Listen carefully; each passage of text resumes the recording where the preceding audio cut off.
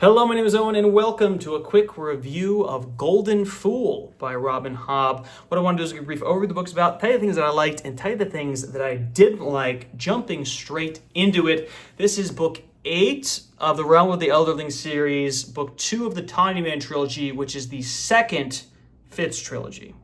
And if you think that's a lot of numbers, it's because it is, and I get confused frequently. I will be spoiling the specifics of this book just because I feel like you shouldn't be watching this review if you're like on the fence about reading this book specifically. If you haven't read any of the Realm of the Elderlings or any of the Fitz books, you shouldn't be here anyway. But also, if you read like Fool's Errand and you're like, should I continue on with the series? It's like, you need to get checked out because it's the 8th book of the series. So either you're stopping because you don't like it, or you're continuing. Like, you don't need to like, oh, is it good though? Like, no, okay? Like, relax. It is good, but like, you shouldn't be having this debate. No is your question is invalid, essentially. So I will be talking, not that we'll be talking a lot about plot specifics, but I wanted to be able to talk freely about the story itself. And for those of you that know me, you know I love these books so far. I truly do. I think Fitz is my favorite character of all time. I thought that Fool's Errand, if you saw that review, was a great reintroduction of this character, of the character of Fitz. I thought the slower portion at the beginning allowed us to like recap the events, but now it's through the eyes of a older Fitz, right? A young man, or a middle-aged rather, man, Fitz, and how he matured and how his trauma matured for the better in some cases and for the worse, and how he became kind of a traumatized young adult into like this man who is more calm. He is more less foolhardy perhaps in some ways, but he has this deep anger in him. And he's kind of working through that, and the reuniting with the Fool and their beautiful friendship kind of blossoming in Fool's Errand, I thought, was a great reintroduction to the characters and just a great book overall. I think Golden Fool takes it to the next level, baby. I think, and it's interesting because the Golden Fool kind of is parallel or mirrors Forrester trilogy, as well as like this is kind of a very stationary book. And Royal Assassin, it was about Buckkeep, and Assassin's Apprentice is just about Fitz growing up. It kind of jumps all over the place. Royal Assassin, it's Fitz and Buckkeep. It's Verity skilling out, and like surely they're going to fight the Red Zip Raiders. They're going to be a huge battle. And there are some battles, but nothing really of consequence, since the plot doesn't really move as fast as like maybe a normal fantasy book would. But it's about the characters. It's about Fitz and Molly and their blossoming relationship, and the intrigues of Buckkeep and Shade and Fitz and Verity and the King and all those characters until the end where shit hits the fan. And throughout the entirety of Golden Fool, I was literally asking myself, I'm like, but what is this book going to be about? And I was just waiting for it, kind of like how I was when I read Royal Assassin the first time. And eventually I thought, oh, well, it's going to be like Royal Assassin then, and shit's going to hit the fan, and it's going to be the plot time. Everything's going to happen in the last 100 pages or so. And perhaps the only negative I had about this book is that when the book ended, it was abrupt to me. I listened to it on audiobook, so I didn't really know exactly where I was in terms of like percentage-wise or anything like that. But I remember it ending, I'm like, but it didn't even start yet. Nothing happened yet. And I know what the third book will be about, but this book didn't really progress things as much as I thought that they would. And at first I'm like, that's weird. But then I thought about it, and then I came to the realization that, or I thought about and contemplated the character growth, the relationship evolutions that happened in this book, and how many changes actually did happen. And that's what I realized, like, you should never, even in your subconscious, doubt Robin Hobb.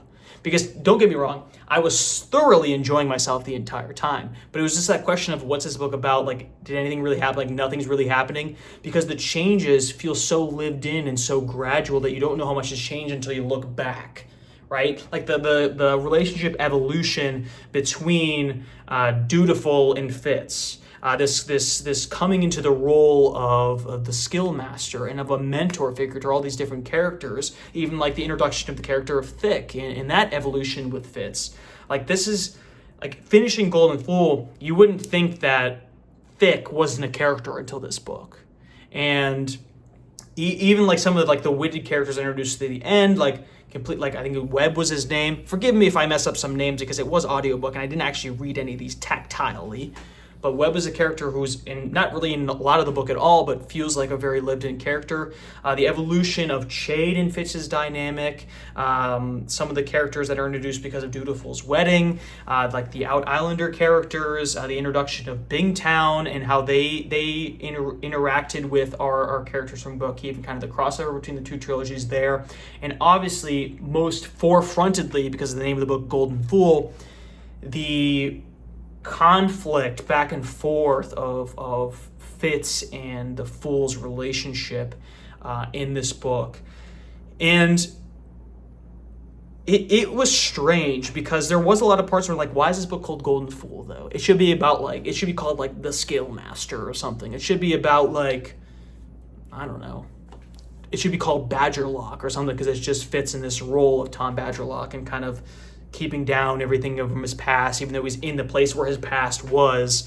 And there's a lot of great, like, drama moments in this, which is just putting Fitz in this Buck Keep area just makes for a lot of great drama, character interactions, like the scenes with Burke and him coming back and his son being introduced as a brief character there, and the skilling of him of Fitz and his daughter, and just like the conflicts there.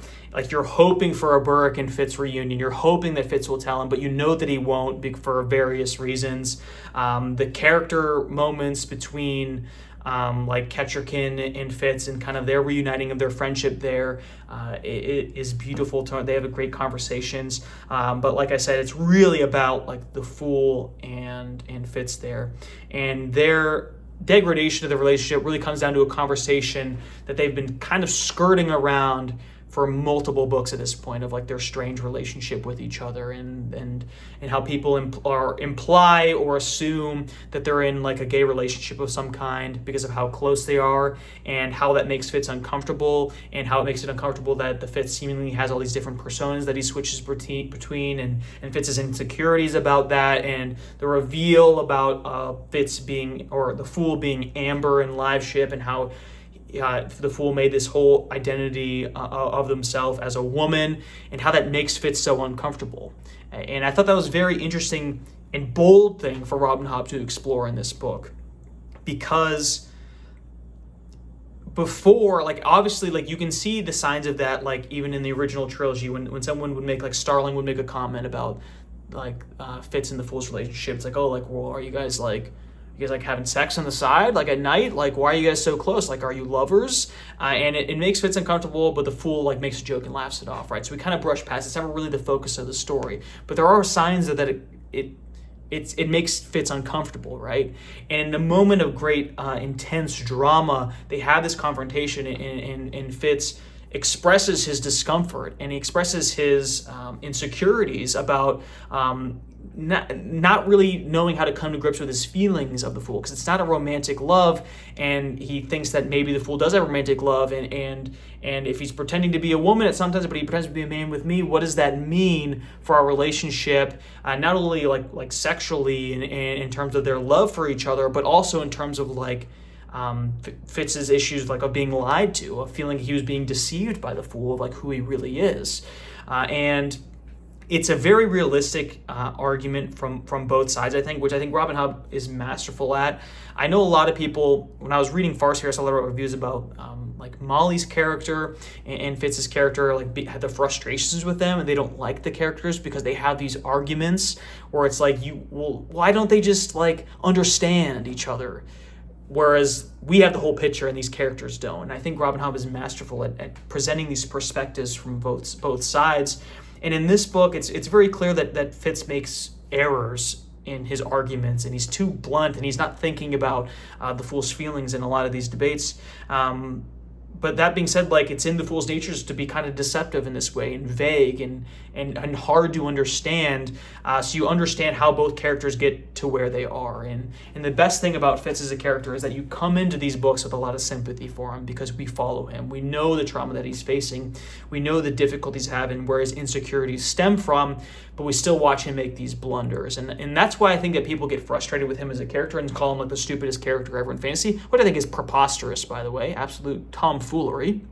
Tom Badgerluck foolery, perhaps.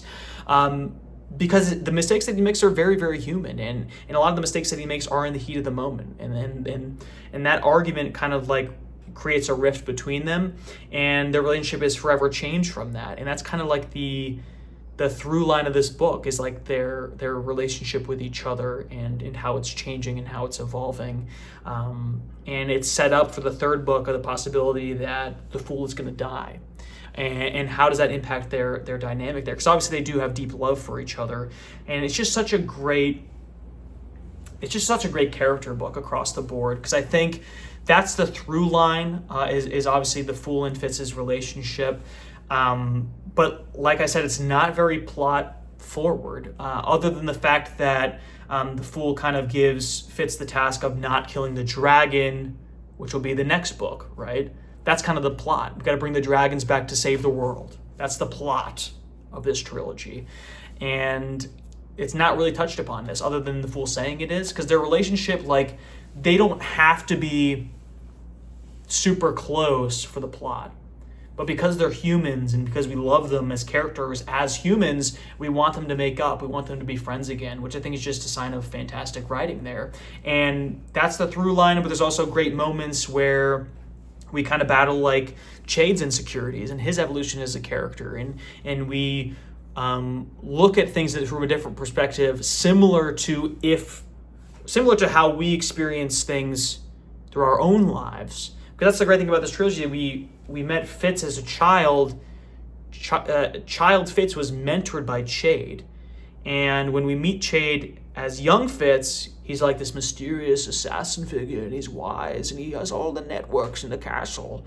But now as we see Fitz as an adult, and something that Fitz even remarks in the book, Fitz can see the flaws in Chade's thinking. He can see where he slips up. He can see his ambitions and his vices. And we see that now. And then we can look back at the original actions of him in the first trilogy and see that foreshadowing, or see the things where he made the wrong choices. And it's kind of, as Fitz matures, we see the characters where they were impenetrable, and they kind of see them falter a little bit. And same thing with kind of Burke a little bit as well.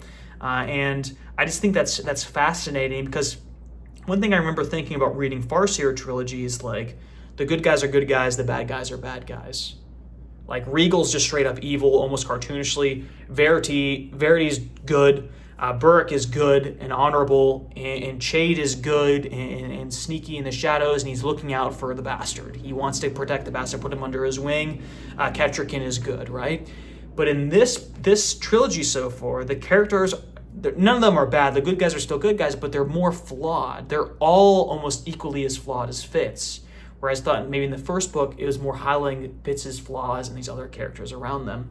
I think it's more prevalent in this trilogy. Not to say that it wasn't in the first trilogy, but it's more prevalent in this trilogy, the characters' flaws. As Fitz matures, we get a mature view of everybody, and not everything is as black or white as maybe it originally seemed in the first couple books. I think a great example, and less so in this book because she doesn't really make as much as appear, like a great example of that in practice is the character of Starling, I think, because in the third book of Farseer, where she's introduced, she's kind of the bard figure. It's like, oh, I want to tell your story, blah, blah, blah, blah. I make quips, haha. And then really in Fool's Errand, we see like her vanity and her insecurities and wanting to be remembered as a minstrel, and her insecurities about that fading away, and her grasping on to that stardom kind of, and her having a secret husband but wanting to stay with Fitz. It's because she likes his power, she likes his name, she likes his story, and seeing her insecurities, like she's very unlikable in that book and in this book, because then she flips out on Fitz and she like cusses him out and she hates him, and I can see a lot of readers thinking like, oh, what a bitch, right? But you see this character as it is in totality, and they have a great moment here where they kind of make up a little bit, where Fitz is like, I don't really care about you as much as I did before, but like you need me to forgive you, and I'm willing to give that to you. But that was a great mature moment from Fitz, and it was a kind of a nice character moment from them. But just seeing how these characters are different and flawed, in this trilogy specifically, I think is just so good. Like revisiting Buckkeep, having a whole book in Buckkeep with these characters as they've matured and as the dynamics have matured, it's just literally perfect in every way. And every interaction I was hoping would happen, except for the fact that I want Fitz to tell Burke that he's alive so bad. And I just think that's going to be a great scene surely it has to happen, right? But it's great stuff. But I also just love the evolution of Fitz as a mentor. I think he slots into this role perfectly, and it's such an interesting role for him to be in, and even he remarks about kind of the cyclical nature of it, like which is the Fool says, like the whole thing with the White Prophet and the Catalyst, right? The world is on a cycle. And the cycle is now that like the people he was mentored by, he becomes their kid's mentor, or in the case of Chade, he becomes Chade's mentor in terms of the skill. But him taking up a Burke's son at the very end of this book, which I'd like to see that character be developed a little bit, Swift, I believe. And then also, obviously, Verity's son in terms of dutiful in the skill there.